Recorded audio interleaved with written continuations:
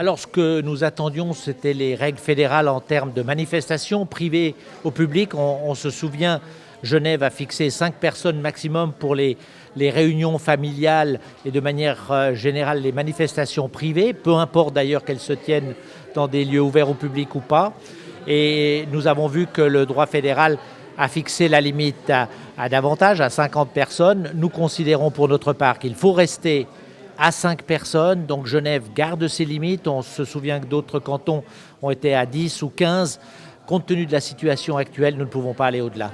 Puis par rapport aux grands rassemblements, je pense aux matchs de football ou les manifestations culturelles, Genève disait 1000, qu'est-ce qui se passe? Alors c'est le droit fédéral qui s'applique. Le droit fédéral fixe à 50 maximum. Donc ce sera partout en Suisse la même chose et à Genève évidemment. On peut se demander s'il n'y a pas une certaine hypocrisie à dire 50 spectateurs pour un match de foot ou de hockey, autant ordonner un huis clos. Ensuite, évidemment, les organisateurs verront s'il est nécessaire de s'organiser pour un nombre aussi ridicule de spectateurs. Le masque dans l'espace public, c'est en tout temps? Alors non, c'est simplement dans les lieux qui sont particulièrement denses en population. On imagine les rues basses à Genève, où là, effectivement, et encore faut-il voir à quelle heure, mais il faudra qu'on le définisse.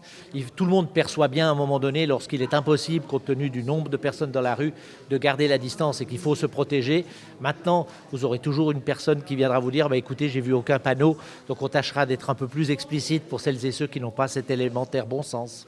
Alors, les frontières ne sont pas fermées, mais on comprend bien qu'un Genevois qui est sur territoire français peut faire l'objet d'un contrôle. Il doit se plier aux réglementations françaises. Aujourd'hui, c'est clair, on ne peut normalement se déplacer que si on a un besoin urgent, voire une consultation médicale.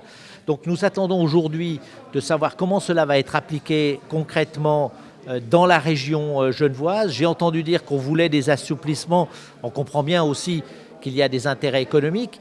Pour ma part, je souhaiterais que les règles soient claires, qu'on applique aux Genevois ce que l'on applique aux Français. En tout cas, si j'étais domicilié en France, je ne comprendrais pas que l'on permette à des Genevois qui viennent sur mon territoire de faire ce qui m'est interdit à moi-même.